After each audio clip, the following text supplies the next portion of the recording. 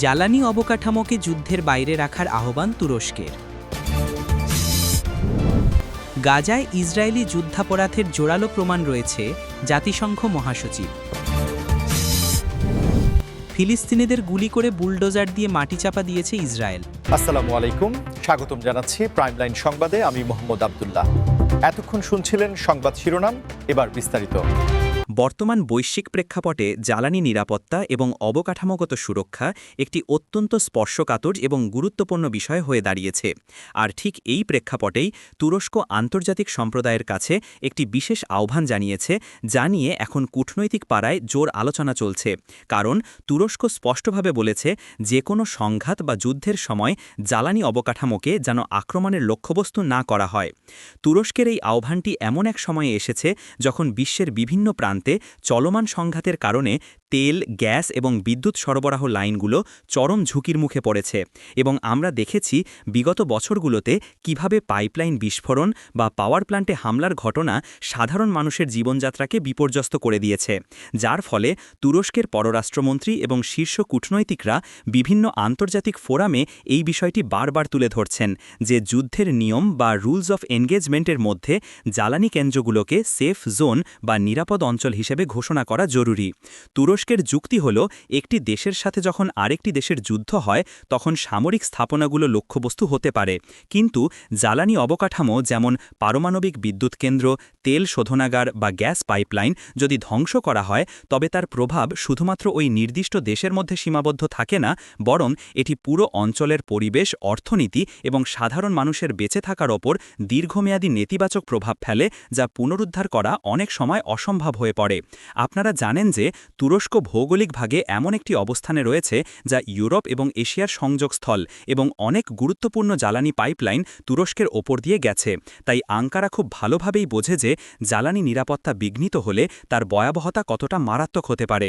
বিশ্লেষকরা বলছেন, তুরস্কের এই উদ্যোগ মূলত রাশিয়া ইউক্রেন যুদ্ধ এবং মধ্যপ্রাচ্যের অস্থিরতার প্রেক্ষিতে একটি কৌশলগত অবস্থান, কারণ তারা চাইছে না যে তাদের প্রতিবেশী অঞ্চলগুলোতে এমন কোনো বিপর্যয় ঘটুক যার তেজস্ক্রিয়তা বা অর্থনৈতিক ধস তাদের নিজেদের দেশেও ছড়িয়ে পড়ে। এছাড়া যুদ্ধের সময় বিদ্যুৎ কেন্দ্র বা পানির পাম্পগুলো অকেজো হয়ে গেলে হাসপাতাল, স্কুল এবং সাধারণ মানুষের দৈনন্দিন জীবন অচল হয়ে পড়ে, যা আন্তর্জাতিক মানবাধিকার আইনেরও লঙ্ঘন। তাই তুরস্ক বিশ্বনেতাদের প্রতি আহ্বান জানিয়েছে যেন জাতিসংঘ এবং অন্যান্য নিরাপত্তা সংস্থাগুলো একটি কঠোর নীতিমালা প্রণয়ন করে, যেখানে জ্বালানি অবকাঠামোকে রেড লাইন হিসেবে চিহ্নিত করা হবে। এই বিষয়টি নিয়ে আপনাদের কি মতামত? আপনারা কি মনে করেন যুদ্ধের সময় জ্বালানি কেন্দ্রগুলো সম্পূর্ণ আক্রমণের বাইরে রাখা সম্ভব? কমেন্ট করে অবশ্যই জানাবেন, এবং আমাদের এই ধরনের বিশ্লেষণধর্মী খবর নিয়মিত পেতে চ্যানেলটি সাবস্ক্রাইব করে আমাদের সাথেই থাকবেন, কারণ আমরা চেষ্টা করি খবরের গভীরে গিয়ে আপনাদের সঠিক তথ্যটি পৌঁছে দিতে।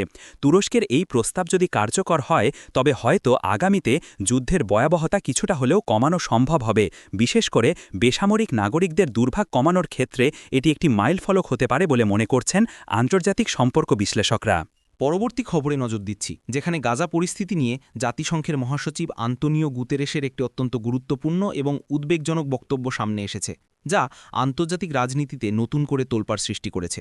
জাতিসংঘ মহাসচিব সরাসরি জানিয়েছেন যে গাজায় ইসরায়েলি বাহিনী যে ধরনের অভিযান পরিচালনা করছে এবং সেখানে সাধারণ মানুষের উপর যা ঘটছে, তাতে যুদ্ধাপরাধীর জোরালো এবং স্পষ্ট প্রমাণ রয়েছে বলে মনে করছে জাতিসংঘ।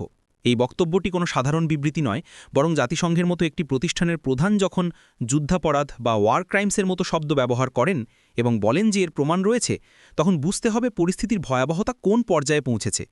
গুতেরেস তার বক্তব্যে উল্লেখ করেছেন যে আন্তর্জাতিক মানবিক আইন বা ইন্টারন্যাশনাল হিউম্যানিটেরিয়ান ল অনুযায়ী যুদ্ধের সময় বেসামরিক নাগরিক, ত্রাণকর্মী, চিকিৎসা কেন্দ্র এবং জাতিসংঘের স্থাপনাগুলোর সুরক্ষা নিশ্চিত করা বাধ্যতামূলক। কিন্তু গাজায় আমরা গত কয়েক মাসে যা দেখেছি তা এই আইনের সম্পূর্ণ প্রতিপন্থী। তিনি বিশেষ করে উল্লেখ করেছেন যে যেভাবে নির্বিচারে ঘনবসতিপূর্ণ এলাকায় বোমাবর্ষণ করা হচ্ছে, ত্রাণ সহায়তা প্রবেশে বাধা দেওয়া হচ্ছে এবং মানুষকে জোরপূর্বক বাস্তুচ্যুত করা হচ্ছে, তা সুস্পষ্টভাবে মানবাধিকার লঙ্ঘনের শামিল। জাতিসংঘের বিভিন্ন রিপোর্ট এবং সরেজমিনে কাজ করা সংস্থাগুলোর তথ্য অনুযায়ী সেখানে নারী ও শিশুদের মৃত্যুর হার নজিরবিহীন, এবং খাদ্য ও পানীয়ের অভাবে যে মানবিক বিপর্যয় তৈরি হয়েছে তা কৃত্রিমভাবে সৃষ্টি করা হয়েছে বলে অভিযোগ উঠছে। এই খবরের বিশ্লেষণে গেলে দেখা যায় জাতিসংঘের মহাসচিবের এই বক্তব্যের পর আন্তর্জাতিক অপরাধ আদালত বা আইসিসি এবং আন্তর্জাতিক বিচার আদালত বা আইসিজে এর ওপর চাপ আরও বাড়বে, যেন তারা দ্রুত তদন্ত সম্পন্ন করে এবং দায়ীদের বিরুদ্ধে ব্যবস্থা নেয়। তবে এখানে একটি বড় প্রশ্ন থেকে যায়, আর তা হলো জাতিসংঘের এই জোরালো অবস্থানের পরেও কি মাঠ পর্যায়ে পরিস্থিতি কোনো পরিবর্তন হবে, নাকি এটি কেবল একটি কূটনৈতিক বিবৃতি হয়েই থাকবে? কারণ আমরা দেখেছি নিরাপত্তা পরিষদে বারবার যুদ্ধবিরতির প্রস্তাব আসলেও ভেটো ক্ষমতার কারণে তা আটকে যাচ্ছে, জানিয়ে খোদ মহাসচিবও তার হতাশা প্রকাশ করেছেন। আপনারা যারা নিয়মিত আমাদের খবর দেখেন তারা হয়তো লক্ষ্য করেছেন যে গাজা ইস্যুতে বিশ্ব নেতাদের দ্বিধাবিভক্তি কতটা প্রকট, কিন্তু জাতিসংঘের প্রধানের এই বক্তব্যে এখন স্পষ্ট হয়ে গেছে যে নিরপেক্ষ তদন্তে ইসরায়েলের কর্মকাণ্ডের অনেক কিছু যুদ্ধাপরাধের সংজ্ঞায় পড়ছে।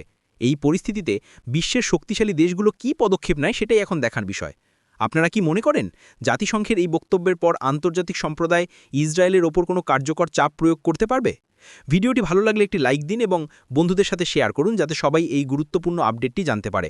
আসলে যুদ্ধের নিয়মকানুন মেনে চলা এবং সাধারণ মানুষকে রক্ষা করা যে কোনো সংঘাতের প্রধান শর্ত হওয়া উচিত, কিন্তু গাজার ক্ষেত্রে সেই সীমাগুলো বারবার লঙ্ঘিত হচ্ছে বলে যে অভিযোগ উঠেছে তা বিশ্ববিবেকের কাছে এক বড় প্রশ্নবোধক চিহ্ন রেখে যাচ্ছে।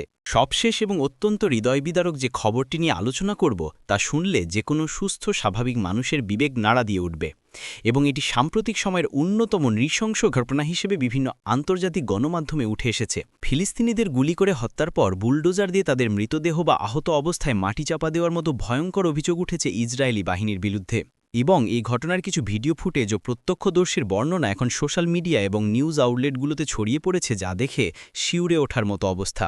বিভিন্ন মানবাধিকার সংস্থা এবং আল জাজিরার মতো সংবাদমাধ্যমগুলোর প্রতিবেদনে বলা হচ্ছে, গাজার কিছু নির্দিষ্ট এলাকায়, বিশেষ করে হাসপাতালের চত্বর বা অস্থায়ী শরণার্থী ক্যাম্পগুলোর আশেপাশে ইসরায়েলি বুলডোজারগুলো এমনভাবে ধ্বংসযজ্ঞ চালিয়েছে যে সেখানে আশ্রয় নেওয়া বা নিহত ফিলিস্তিনিদের দেহের উপর দিয়ে মাটি এবং ধ্বংসস্তূপ ঠেলে দেওয়া হয়েছে। প্রত্যক্ষদর্শীরা বর্ণনা করেছেন যে অনেক ক্ষেত্রেই মানুষকে প্রথমে স্নাইপার বা ড্রোন দিয়ে গুলি করা হয়, এবং তারা যখন মাটিতে লুটিয়ে পড়েন তখন তাদের উদ্ধার করার সুযোগ না দিয়েই বিশাল সামরিক বুলডোজার দিয়ে পিষে ফেলা হয় বা গর্তে ফেলে মাটি চাপা দেওয়া হয়। এই ধরনের ঘটনা শুধুমাত্র জেনেভা কনভেনশনের লঙ্ঘন নয়, বরং এটি মানুষের মর্যাদার উপর এক চরম আঘাত।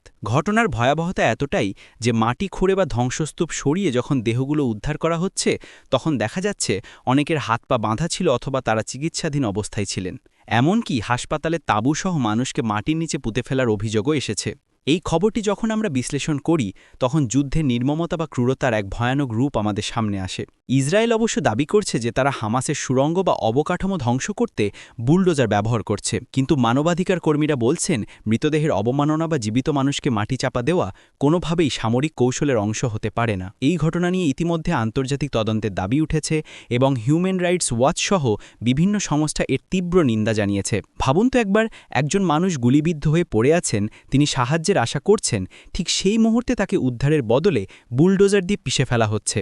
এর চেয়ে অমানবিক দৃশ্য আর কি হতে পারে? এই খবরটি উপস্থাপন করতে গিয়ে আমাদেরও আবেগের নিয়ন্ত্রণ রাখতে কষ্ট হচ্ছে, কিন্তু সত্য ঘটনা আপনাদের সামনে তুলে ধরা আমাদের দায়িত্ব। বর্তমান বিশ্বে প্রযুক্তির কল্যাণে অনেক কিছু আর গোপন থাকছে না, এবং এই ফুটেজগুলোই হয়তো একদিন ইতিহাসের আদালতে বড় প্রমাণ হিসেবে হাজির করা হবে। আমরা আশা করি বিশ্ব নেতারা এই অন্ধত্ব কাটিয়ে উঠবেন এবং এমন নৃশংসতা বন্ধে কার্যকর পদক্ষেপ নেবেন। প্রিয় দর্শক, আজকের এই সংবাদ বিশ্লেষণ আপনাদের কেমন লাগলো তা কমেন্ট বক্সে জানাতে ভুলবেন না। আমরা প্রতিনিয়ত চেষ্টা করি আপনাদের জন্য সঠিক, নিরপেক্ষ এবং বিস্তারিত খবর নিয়ে আসতে। যারা এখনও আমাদের চ্যানেলটি সাবস্ক্রাইব করেননি, দয়া করে সাবস্ক্রাইব বাটনে ক্লিক করুন এবং বেল আইকনটি অন করে দিন। আজ এ পর্যন্তই। সবাই ভালো থাকবেন, সুস্থ থাকবেন এবং সত্যের সাথেই থাকবেন। ধন্যবাদ সবাইকে।